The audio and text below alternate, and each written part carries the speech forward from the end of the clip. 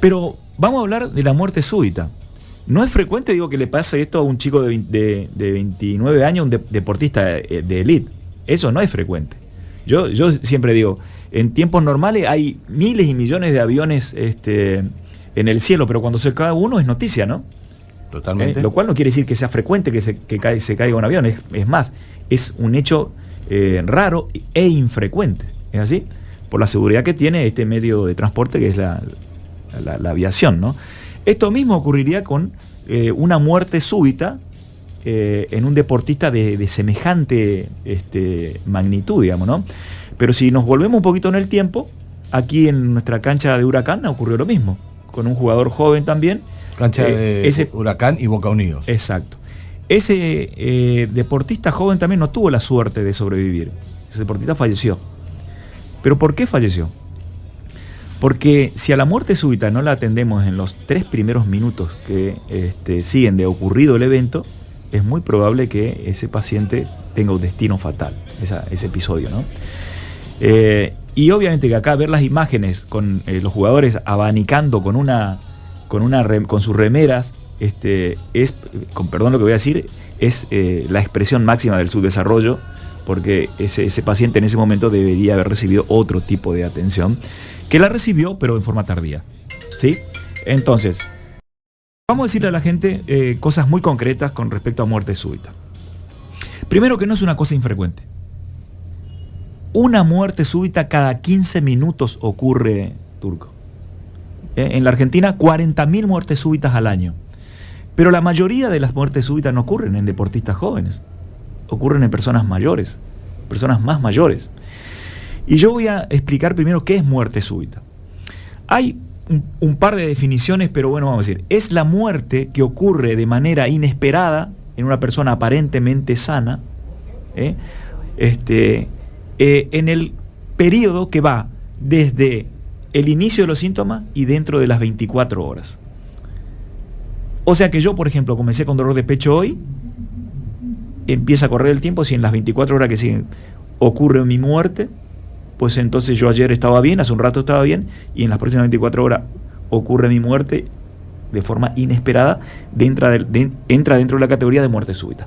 Hay otras definiciones un poco más estrictas que dicen, lo limitan a 1 hora de iniciados los síntomas. Pero la esencia es donde un paciente pierde la vida de forma inesperada, estando aparentemente sano, donde algo que no impresionaba que debería ocurrir, al menos en ese lapso de tiempo.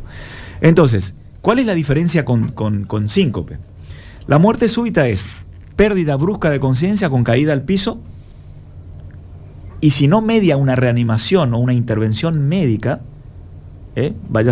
llámese con cardiofibrilador o reanimación o RCP, como llamamos nosotros los médicos, ese paciente, bueno, lamentablemente habrá fallecido, ¿no? La diferencia con el síncope, primero le vamos a dar el nombre vulgar al síncope. El síncope es el nombre vulgar conocido por la gente, es desmayo, ¿sí?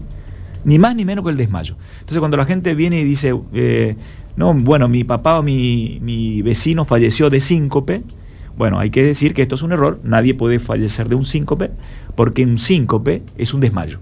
Vale decir, la misma definición de muerte súbita, pérdida brusca de la conciencia con caída al piso, pero con recuperación espontánea. Vale decir, el paciente se recupera solo. Un desmayo común, si yo puedo bien levantarle las piernas para que lo que llamamos retorno venoso, o sea, la sangre de las piernas vaya más rápido hacia el cerebro y el paciente se recupere más rápido, puede ayudarlo un poquito. Otros le hacen oler un poquito de alcohol o alguna cuestión como esta, pero tienen que saber que si es un síncope, el paciente, así lo dejamos ahí, nos vamos al kiosco a comprar algo, y cuando volvemos el paciente va a estar sentado preguntando qué me pasó y se va a recuperar solo, porque el síncope es un desmayo y no es muerte súbita. Bien, dicho esto, entonces, bien marcada la diferencia. Claro, porque la gente tiene esa confusión y le llama sufrió un síncope. Sí, exactamente. Esto es muy interesante que la gente lo sepa. Entonces, Inmediatamente nosotros como médicos, alguien se desploma en la calle, vamos caminando por Junín, en el shopping, alguien se desploma, cae supuestamente desmayado. Yo tengo que constatar si está con vida, si tiene algún signo vital que me dé la señal que está con vida. Si yo voy y ese paciente se está moviendo, tiene pulso y respira, probablemente no deba iniciar ninguna reanimación, porque probablemente se trate de un desmayo o síncope. Ahora, si yo no le encuentro pulso, veo que no respira, no debo demorarme un segundo en ponerlo boca arriba e iniciar la reanimación, que otro día podemos dar algunos lineamientos de cómo se hace esto, porque esto la gente lo debe saber. ¿Qué sería incorrecto si yo tengo una muerte súbita en casa, ¿no? Ojalá, no tenga que experimentar por esto, puede pasar por este episodio, pero si ocurre esto, cargar al paciente en un auto, llevarlo hasta un lugar donde lo atiendan y tardar 15, 20 minutos, significa decretar la muerte de ese paciente. ¿Está bien? Entonces, tenemos que saber cómo actuar y los 3 primeros minutos son vitales. O sea, lo que yo le recomiendo a la gente, si se encuentra con esto, o cualquier ciudadano que se tenga que topar con esto en una peatonal, en la costanera, en el shopping, o en un cine, o en un restaurante, como a nosotros los médicos nos toca, y tenemos que involucrarnos inmediatamente. Me ha tocado a mí, me recuerdo reanimar en un accidente en una ruta, en una calle, al girar así, encontrar gente que está desesperada intentando reanimar. Bueno, ahí lo que se hace inmediatamente, como este caso que voy a contar, llego yo al lugar de reanimación, comienzo a realizar RCP, pero doy órdenes. Usted llame a la ambulancia, usted llame a usted avise que vamos a tal lugar. ¿Está? Entonces, la reanimación avanzada debe llegar lo antes posible. Y hemos tenido episodios en nuestro campeonato de fútbol de profesionales que muy desagradables, y que yo voy a decir después cómo ocurre esto, porque es mucho más frecuente que este episodio pueda ocurrir en un campeonato como el nuestro, que ya hemos tenido varios episodios, donde jugamos, yo le cuento a la gente, un campeonato interprofesionales de personas que tienen más de 35, más de 40, más de 50 y más de 60 años también. Muchas de estas personas van sin ninguna preparación a jugar, y se creen Messi o Mascherano en el medio del partido y corren más allá de sus límites, siendo que son fumadores, personas que inclusive a veces tienen sobrepeso marcado, son hipertensos, tienen ya alguna patología cardíaca instalada, y literalmente van a arriesgar su vida porque no están preparados para hacer ese tipo de actividad. Entonces, nos hemos encontrado un par de veces con, episodios muy desagradables, y la mayoría de ellos con desenlace tristemente fatal, ¿no? Entonces, esto es responsabilidad. Yo estoy preparado para hacer un deporte.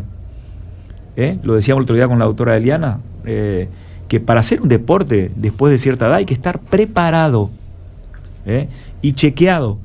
Que mi médico me diga que estoy en condiciones de hacer esto, y entonces me preparo para hacer esa actividad física. Si no, la posibilidad de tener una muerte súbita aumenta mucho. ¿Cómo interpretamos nosotros, Turco, a la muerte súbita? Bueno, los médicos generalmente clasificamos de 2 formas muy, muy, muy sencillas esto. A ver, si la muerte súbita ocurrió antes de los 35 años, como ocurrió con Eriksen, es muy diferente a que ocurra en una persona de 60, 70 años que es un fumador con sobrepeso, hipertenso, colesterol, que inclusive tenga por ahí alguna situación cardíaca ya diagnosticada. Es muy diferente porque el terreno es diferente y las causas son diferentes para la muerte súbita. Entonces, si ocurre antes de los 35 años, habitualmente se trata de una causa congénita. ¿Sí? Y ahí vamos a destacar 2 enfermedades muy importantes relacionadas a muerte súbita. Una, los médicos lo llamamos la miocardiopatía hipertrófica, y la otra es la displasia ritmogénica del ventrículo derecho. ¿Sí? Displasia ritmogénica es un nombre para decir, tengo facilidad o posibilidad o predisposición para generar una arritmia que me mate. Y eso yo ya lo traigo de nacimiento. Por eso son importantes los chequeos médicos. Porque yo puedo detectar esto, que vamos a decir que por suerte no son patologías frecuentes, pero nosotros los cardiólogos las vemos bastante seguido, digamos. Y la miocardiopatía hipertrófica es, para que la gente entienda, una patología que no tiene una etiología, una causa muy cierta, no está muy claro por qué se produce, pero hay familias enteras que la tienen, que la padecen, y es el engrosamiento exagerado de las paredes del corazón.